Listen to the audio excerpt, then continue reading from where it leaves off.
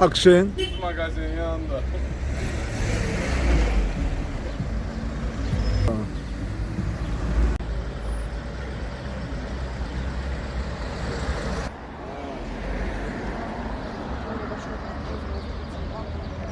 Şəki konkret belə də böyük bir şəhərdir.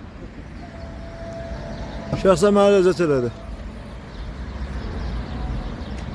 Günümüz onunla.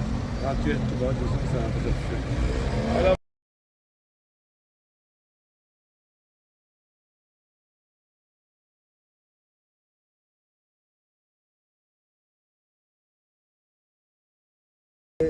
Şəki pitisi yeyirəm.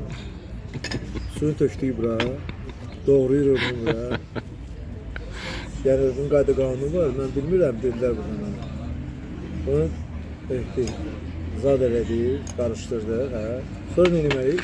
Suyun yeş nelenmişsin? Suyun yiyip qutarassan, onun üstünden Suyu sonra qutarandan sonra üstündən bunu yeyirsən. tökürsən oraya, əzirsən. Yəni ki, Et, bahalı noxud, bir şey. şabalıt, Əzirsən her şey var içinde. yeyirsən. Bu interesli bir şeydir, turşudur. Çox maraqlı bir turşudur. Evdəkilər. Belə bu gizli reseptdir ya, çox gizli reseptdir. Bunun reseptini heç kimə vermirlər. Bu da böyle qəşəng şeylərdir o qədər. Yəni bu qədər nuş olsun bizə. Nuş, nuş kardeş, Sağ ol, nuş. Allah kömək